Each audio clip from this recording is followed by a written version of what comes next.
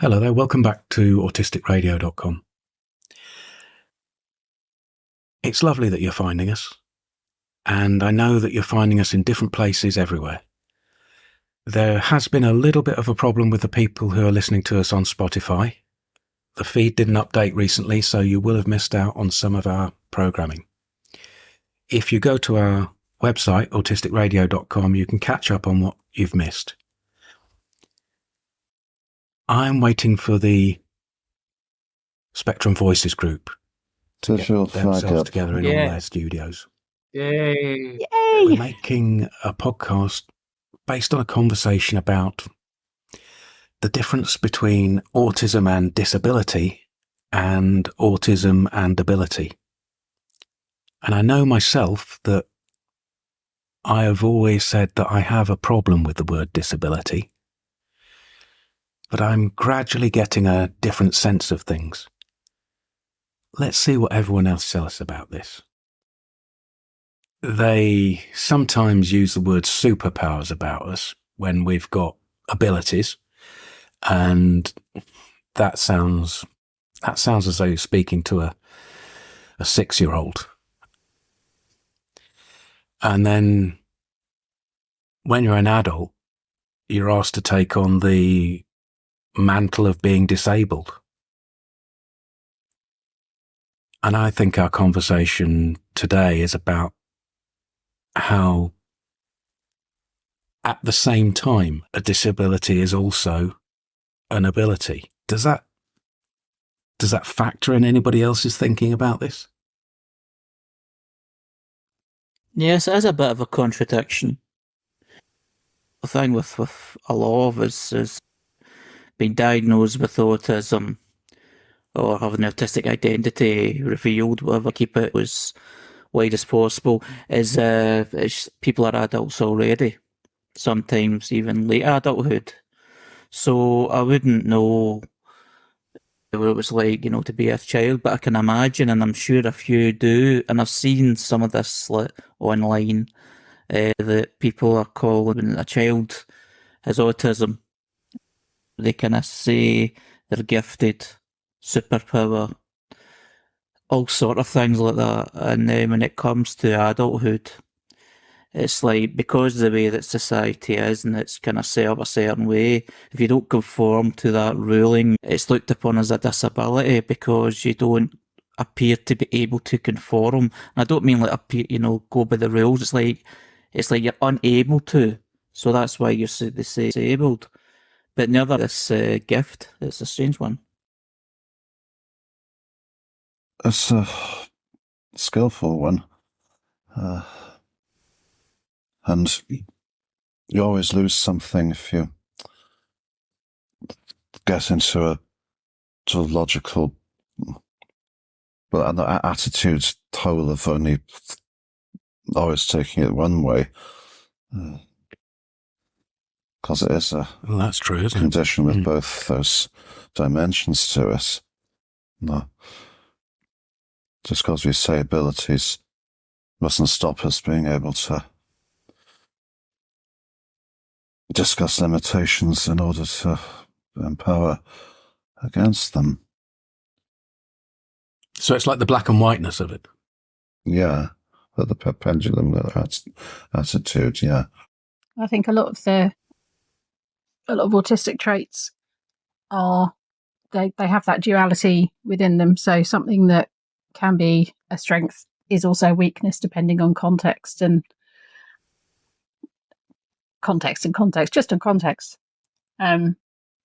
there's the monotropic thinking, that singular focus is great if you've got a task to do, or you're needing to learn about a particular thing, or I'll use a stereotype, but you're coding and you need to get the coding finished and you just need to focus on that one thing. And that can be really helpful and productive in some ways, but it can also mean that people end up self-neglecting because they don't realise that 16 hours has gone by and they haven't had any water, any food, any sleep. They haven't moved. So, yeah, that's just one example of a trait being positive and a challenge at the same time. Yeah, I can identify with that. With the experience that I've had, I mean, my interest is administration, filing, put things into order. A lot of it's online and that sort of thing.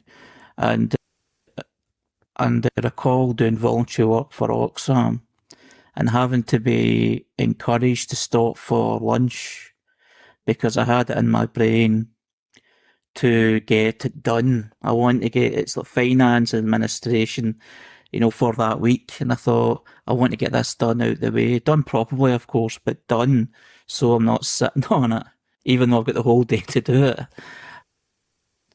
But I feel in a way that's enabling because it's like not a gift, but a skill to get things done where maybe others aren't able to or find that, it takes them more time to do so.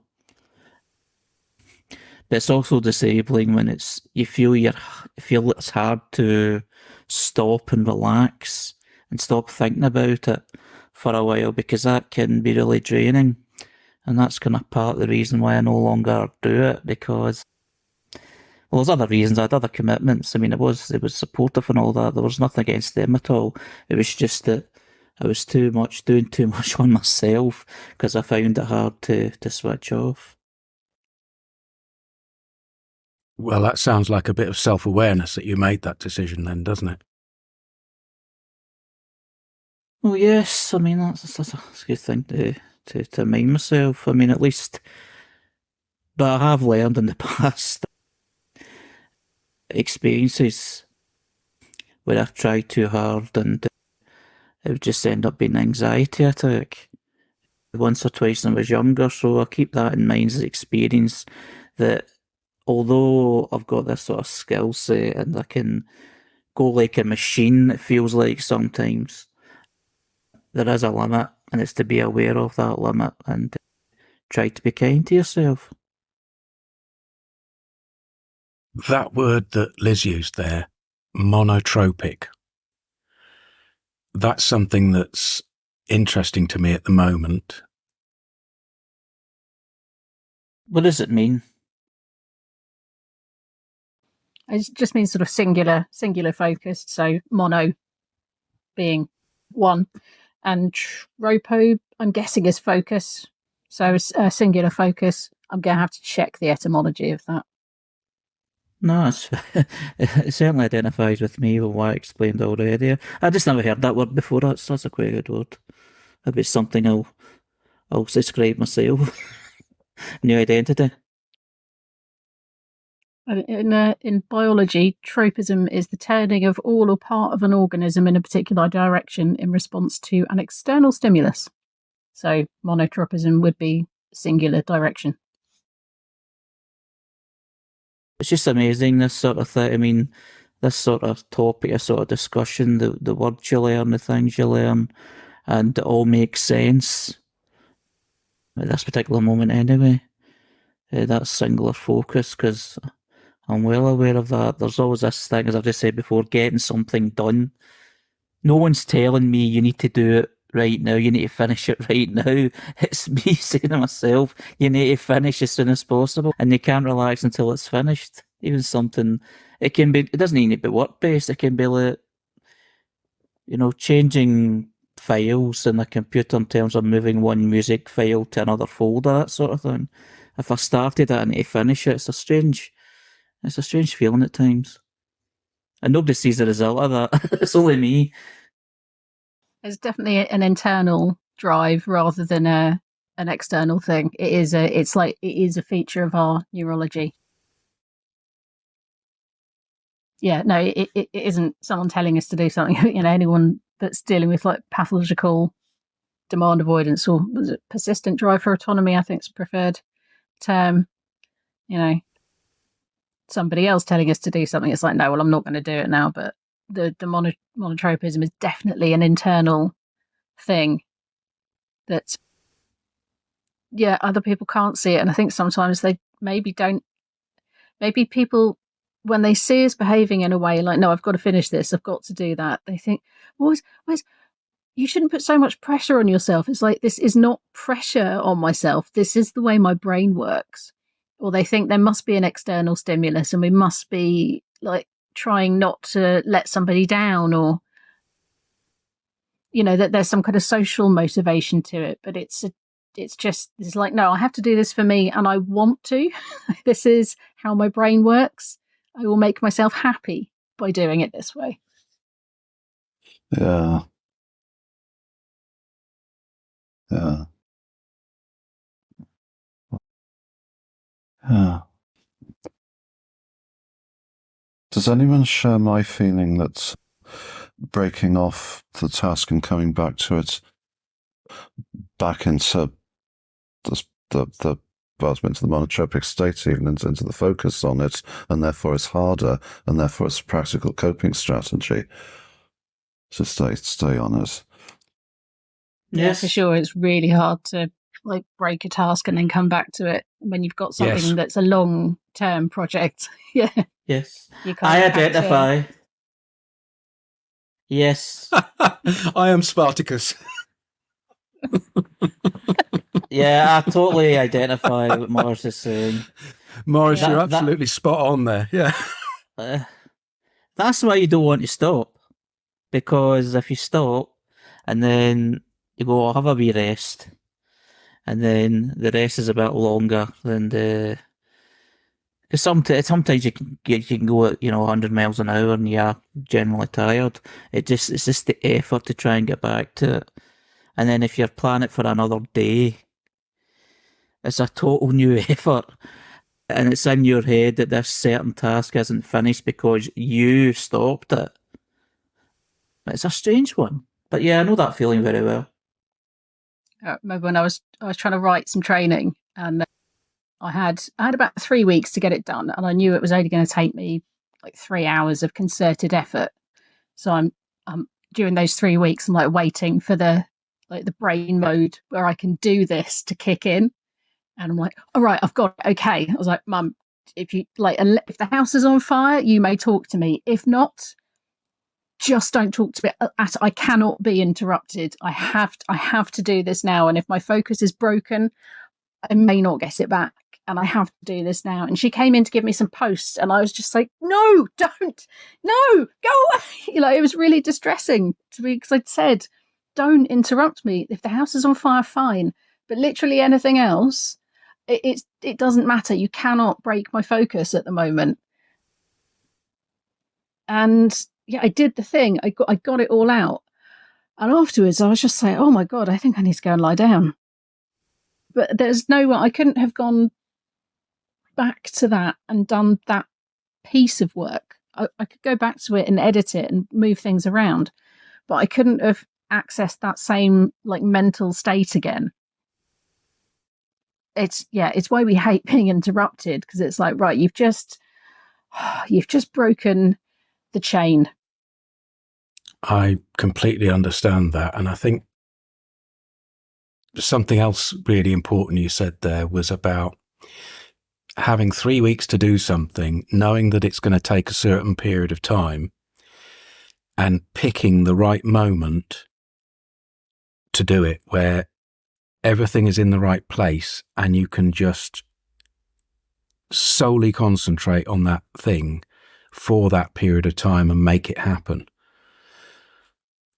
I have in my life a number of things and a number of projects, and they're all kind of on a waiting list, and I will do them when it's right, when I know I can start and finish.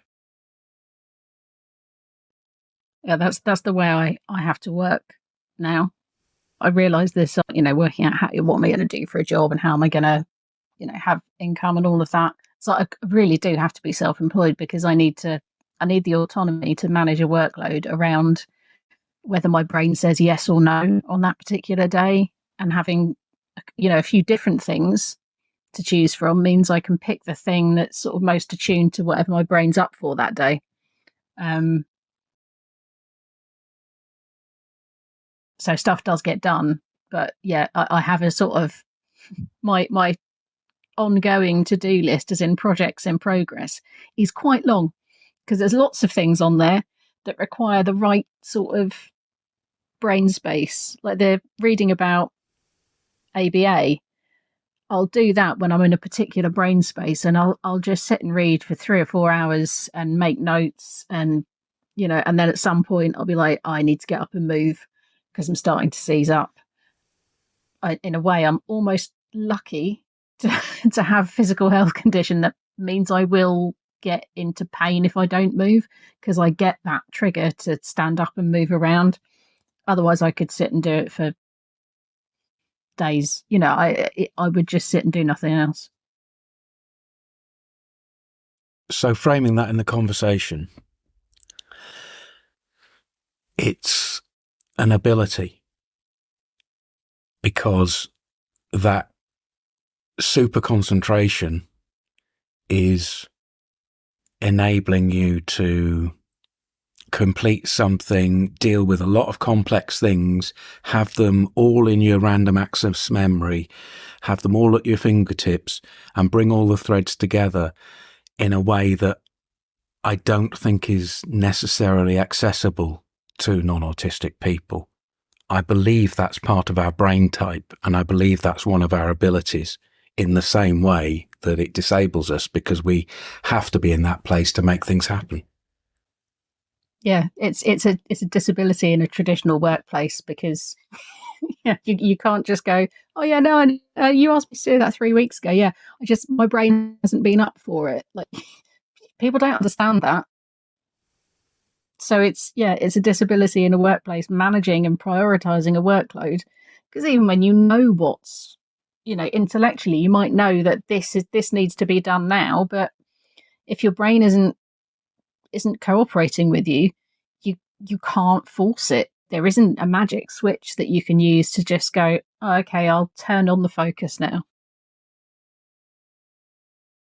Yeah, I can remember when I was doing the internship at Strathclyde University that I found it quite difficult to keep my brain focused and into gear, because the sort of thing I was doing was an intern for, in the second half of the internship, it was helping out different people when required, like sometimes filing, sometimes kind of typing up a document of some kind and all sorts of things. But you wouldn't know it until they asked you it. So even though I kind of struggled that way, like even though sometimes I would get it done with a bit of delay, because the feel of the sort of kind of mental delay to, like for instance, I would need to be told the instruction about 3 or 4 times. But what I would ask is if they would email me it, so I could read it over and over until it actually goes into the head, and then being able to do that task. That's one thing I do remember from that. Things got done eventually, but there was also a delay, which I don't think works in the traditional workplace, because there's a lot of time limits and a lot of things. My counsellor said, we were talking about work ages ago, and I said, well, when I was younger, I wanted to be a librarian. And she said, actually, libraries, they're a stereotype of like a perfect place for an autistic person to work because you get to categorize stuff. Well, no, actually, because you don't get to categorize anything. Dewey got there first. So you're using someone else's categorizing system, unless you're an archivist, which is a different type of information science. But actually, there's a lot of task switching. So you might be shelving, and then you've got to receive a delivery of books. You might then have to put aside the ones that people have ordered. You might have to send a load of emails then to write your book that you've reserved has arrived. And all the time you might get interrupted by a member of the public who wants to ask a question or be shown how to use the photocopier or whatever it is. So actually working in a library is not the quiet kind of rule-driven place that people think it is. There's actually a lot of switching from one thing to another. One of my autistic friends she volunteers in a library, and she has done some work, like paid summer contracts there. And she finds it really difficult with the task switching, and you don't just get to do one job and do it until you finished it.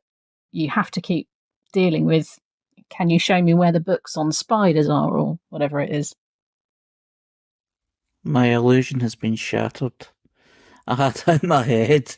It does make sense to know what you're saying, Liz. I do recall that a number of years ago, through the employment support, they asked me, where would you like place, a sort of, not placement sort of thing, but only for maybe 6 to 8 weeks. And that was the first thing I asked for, was a library, but there was nothing available anyway, because I was thinking, well, it's somewhere that would suit me, at least I'd be able to do one task and just go on with it. But you're kind of saying that, and it just shares the illusion a bit, and then it does make sense. Of course, you wouldn't just be doing one thing if you're a librarian, unless you were given that specific task, deliberately.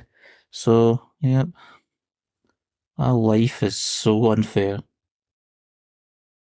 I think some of the language about this is underestimating our abilities. Because when we talk about concentrating on one task, there isn't a task that is one task. If we go back to the example about somebody coding, and I have sat at a computer hour after hour working on computer projects, it is a multiple task. From the outside, it might look as though I am a fixed body at a screen, but my brain is looking at a number of different possibilities continuously that would achieve the same result. So I am not doing one task. I am making an enormous amount of choices between different ways of achieving things, and it's so absorbing because the task itself is so complex. So you can wrap that up and you can say that is just one thing and he's in his own world. But the reality is that task itself is enough. There's so much going on there. So I can't deal with whether my leg has gone to sleep or whether somebody comes in the room and they want some small chat, It's a fair point. Julie, now you brought that up, I'm thinking, you're absolutely right. There's no task that I've done it's actually a single task. It's a lot of these different things rolled into one that I feel need to be done. For instance, if I'm doing committee work, like doing minutes for a meeting, which is one of those things I need to get done as quickly as possible, I also do actions on that. I also plan things ahead while I'm doing that. So without getting into big detail, it's one focus with a lot of tasks, maybe. Which is a skill then. So I'm on about. I feel like that's maybe a semantic point, because I mean, you're right, Julian. No task is one single task. So, in a sense, it's almost, I don't know whether that's a moot definition. I mean, if you say you were driving, you're accelerating, you're decelerating, you're braking, you're using the clutch pedal, you're changing gear, you're weighing up what the people around you are doing, you're making decisions about the road conditions, you're making decisions about directions, but you would describe that as driving. You wouldn't say, oh, I'm going to enter my vehicle and I'm going to be aware of the mirrors and what I can see in front of me and behind me and around me, and I'm then going to engage the pedals and the controls in a variety of different ways in order to maneuver the vehicle to my destination. You would just say you were going to drive. I understand your metaphor, but when I'm driving, I'm not really using my brain to do it. It's so automatic. It's so learnt as a function. And when we're in this state that we talk about of working on something, working on a project and having very very strong focus. A task like working on a computer with graphics and a program which has lots of different ways of achieving the same thing, it is much more cerebral.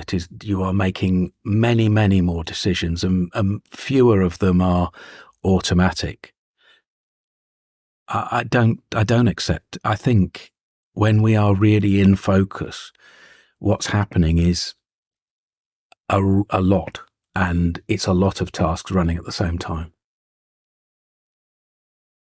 But I don't understand what that has to do with the idea of monotropism. Are you saying that monotropism isn't a thing because we aren't focused on one task? I'm confused how that kind of definition or stance relates to the idea of monotropic thinking.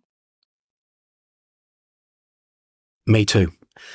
But I'm very aware that Justin has come off mute and we keep talking and he doesn't get the opportunity to speak. I was going to say that my aunt was a librarian. She was, she was a librarian. She did that as her job. She did that for a long time. Yeah, she was good at it too. Yeah, she's quite good. So she's a good multitasker. She's not a monotropic type. Yeah. No. I think she was a good multitasker, yeah. She was able to do all that sort of stuff. On Julian's point, there could be levels of multitasking according to how the extent of our focus matches the extent of what we're tasking, the extent of the one thing or the related things. No, so you can be monotroping on an overall task, but it's familiar enough to you that includes able to multitask within its details. Without that meaning you can multitask outside it. Just to check with using the same words for the same things, is multitasking the same thing that Liz described as task switching? Because I think in general people have sort of discredited this idea that people are doing multiple things at the same time. They're actually just moving very quickly from one task to another. So multitasking and task switching are synonymous. Am I getting it right there? Yeah. Okay, call it task switching, but with, I suppose, multitask, signals in your mind that you're aware that there's several tasks that you're always aware of, that you're weighing up your time judgments as you switch. I think there are two distinct definitions. I think often when people say multitasking, what they mean is I am running several tasks concurrently, but I'm not doing two things at the same time. So when I'm making jam, I might be, making the actual jam itself. I'm also sterilizing the jars, but I'm not doing both those things at the same time. I will switch from stirring the jam to turning round, and I'm then thinking about getting the heat-proof mat out to put the jam jars on and making sure I'm using a clean tea towel. However, if I was able to stir the pot and get the jars out of the oven at the same time, I would have three arms, but I would be multitasking. So I think multitasking in a true definition would be where you are able to perhaps carry on an in-depth conversation, rather than chit-chat, something where you're using your mind, that kind of conversation, whilst also performing another task. I will, if I can find the book, and it might be behind a bed because everything is in the wrong place at the moment. Richard Feynman did a practical experiment about counting. in your head whilst having a conversation, and also counting physically while having a conversation. It's very interesting about multitasking. I'm going to see if I can find it on the internet. Okay, while Liz is doing that, I'm going to bring up a bit about monotropism. And it's about Diana Murray. Her acute insight lay in the importance of attention and interests to an understanding of the condition of autism. She was on the autistic spectrum herself, and she was fascinated with language and the mind. She had a eureka moment when reading Jutta Frith's book, explaining the enigma. It spoke of an autistic person's attention going to their leading interest. She then developed the theory of monotropism, or interest theory. It posits, or puts forward the proposition, that a non-autistic person is polytropic. Rather like light from a lantern, their attention is diffused over a wide area and several subjects of interest at once, while a monotropic or autistic person's attention is more like the narrow beam from a torch, focused in an attention tunnel on their leading interest. But the attention on several things at once is not the same as the practical ability to do them with three arms, as Liz was saying, and sounds more like what we established. I was saying that the simultaneous awareness of the things you're doing a switching process between. And so, since we can discuss switching processes familiar with having them, it sounds like our experience doesn't match our theory.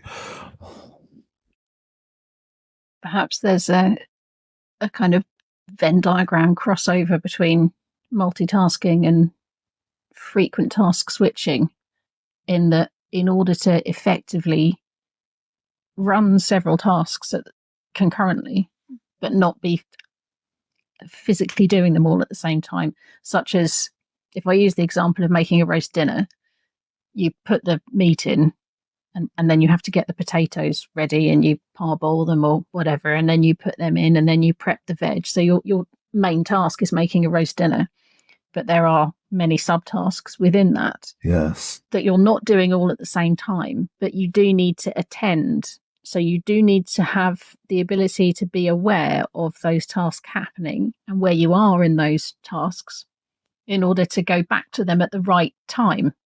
I don't know if that's maybe a better, like, practical example of it, because in effect you are just frequently switching tasks, but you're also multitasking in a way. Yes, you are. Because you the ability to attend to multiple tasks at the same time, perhaps. But there's no correlation with autism and not being able to do that. We're familiar with interests and learn things, doing that with the details of them. The focus thing seems to be on the chosen area of focus, including its scope, as against the extended world beyond it. I feel as though I'm at a university here. The complexity of this discussion is startling to me. I feel the same way myself. I find it quite interesting, and it's quite, not baffling, but intriguing. And how do we talk about it more simply? Only saying that, those examples made by Liz, just to give a demonstration, an example of certain descriptions and words that have already been discussed. But yeah, it's quite a lot for a Sunday afternoon. But I'm interested. Yeah, I'm not going to be able to cook a roast after this. I just won't. I mean, for what it's worth, I am I'm fairly lost, but like in a good way. This is the kind of exploration that's fun. Like this is the kind of thing that I can just focus fully on. Yeah, and end up focusing on the definitions of words and what that means in the real world, rather than actually what we were supposed to be talking about. It feels as though we're really trying hard to get somewhere with this rather than just have a superficial conversation, and that is always going to be difficult, isn't it? It's finding clarity. If it's making it clearer, then it's making it easier for you to see as you go along. That's how I'm feeling it. Yeah, I think that's useful. When I do the edit, I'm going to be able to listen a lot closer to every single word everyone says. And I think also when people listen to the podcast, they'll need to go backwards and forwards.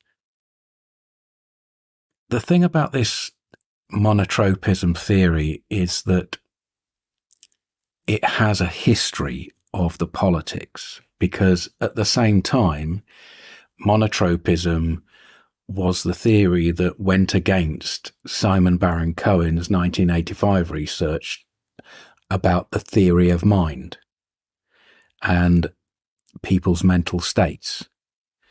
So, in some ways, if we don't use the monotropist theory, then we are almost allowing Simon Baron-Cohen to take the medical view of the autistic brain as altered and in need of fixing. He doesn't have a monopoly on this. It's not him or something else. It's not a binary choice. Like, they could both be wrong. Does her obituary involves Simon Baron-Cohen's influence on the sphere of autism research? I'm confused. There's stuff about if we don't adhere to the monotropic theory, then that means that we have to subscribe to the Baron-Cohen theory. That was in her obituary. Not exactly as that's expressed, no, but very similar to that. Very similar to that. Okay, in her obituary. It's a bit rude. It's incredibly rude, yes. It's I'll write that. Well, you know. Her obituary is probably a spin on her side, isn't it? Well, okay. I'll read it word for word, if you like. Well, not to family extents. Not the whole of it, no. Right, this is a small piece from a national newspaper as an obituary to Diana Murray. Monotropism received a mixed welcome in academic psychology circles. The authors were not professional psychologists, and the theory was not based on experiments in the way that Simon Baron-Cohen's 1985 research pointed to the need for individuals to develop a theory of mind, an awareness of other people's mental states. Today, the medical view of the autistic brain as altered and in need of fixing continues to dominate, with autistic research centering on genetics, causation and brain wiring. However, as the researcher Damien Milton says, a more comprehensive theory of autism is still to be developed, and the dominant ones today are dated. Maybe it's my comprehension, but I don't see anything in there about there being a binary choice between hers and Baron-Cohen's view. Yeah. I'd also point out a similarity between them, and how is if she's saying something distinctive about the autistic brain, then how is she not saying an altered brain, which equally could make people say it needs fixing, just as they don't need to say it needs fixing from the way Baron-Cohen says its alteration is. I think the binary part comes in the politics and not in the science I think in politics and the politics of research, it looks like there was a dominating theory that was happening at the time that was put forward by people like Simon Baron-Cohen, and hers was an alternative. And no, there's no binary. There's no binary choice in these things, but in the politics of these things, it looks as though the two are put against each other. Let's put it like that. Well, there are many more theories of what autism is, and the genesis, if you like, of autism in individuals. So I think in terms of political landscape, we're in a very different place now than we were when it was, two theories pitted against each other. I think we've moved on quite away from there now anyway. Well, personally, the idea of monotropism coming from somebody who doesn't understand it and hasn't read the book, how it's described simply to me seems to denigrate autistic people. It doesn't seem to celebrate our advantage in some ways. But that's from a position of ignorance. I think that is a general... Don't fit the thing is painting us with a brush. General kind of issue, if you like, with autistic people reading research about autistic people. Maybe making an assumption about it's like the a nature kind of self-lab rat, and kind of. So when I read studies, I have to kind of, and this is why I have to be in the right mindset, because I need to be able to dissociate myself from the subject of what I'm reading, because I couldn't do it otherwise. It would be too personal, and it would at times be upsetting. And I think there are some researchers who are being a bit more responsible actually about terms that they use and the way that they put forward their theories and what they're trying to say. But that's only a really recent kind of development, and it's only it's not all researchers. So when you look back through the body of literature, the way things are written is it's very confronting to read it. And by the very nature of what studies are trying to achieve, which is what's wrong with these people, inverted commas there, that's the kind of the reason people were doing research for years and years. So it sort of comes pre-framed, if you like, with a negativity. Nobody's done research on what makes us so amazing. And when they do, they might use slightly nicer language. But it's confronting, it's arresting to read that scientific language about you as a person. I take that wisdom on board, Liz, because that feeds exactly into how I feel. I do feel affronted, and I do feel personal about the things that I read, and I can't disassociate my own experience and the experience of my family around me from it. However, I feel that it's not necessary to be disassociated from it. I feel it is necessary to think of it personally and be the lab rat, as you say. Yeah, I think I have I suppose I sort of have two modes with it. I've got the reading, the accrual, the filing away of the knowledge, the sorting, percolation kind of process, and then I have the other bit of my brain that just does stuff and then tells me what I think about it. I just suppose in a way is another sort of slightly dissociative form of thinking. But I have to do those two exercises, those two approaches have to be different. I sort of need to take the information in and then let the impact subside a bit before I can think about it being about me. If that makes more sense, I don't know. Sifting, like. Yeah. No. Sifting is my response to the idea of what Liz was saying. Sifting is. No. I'm not saying something technical to do with the recording. That was actually a part of the conversation. Yeah, I think we got that, and I think you're absolutely right with that word sifting. It completely is. It's like getting it all blended and going through it, like turning out a cupboard. I've just made that a lot muddier, Morris. It's sifting. It's exactly what you said. Well, metaphors help. Yeah. I'd like to propose that we find out more about Diana Murray's theory of monotropism, and that we try to involve somebody who knows more about this as a conversation, and we invite somebody to explain more than I can see from the outside of this. Would Richard be good for that? I don't know. Let's finish the conversation there today. I'm certainly happy with that. I'm certainly happy. Not well. Richard is fine, but I'm happy with your suggestion, your proposal, because the conversation is good. But at the end, the theory talk and all that's got me a little bit not lost, but it's like I need to know more before I give a big view on either side.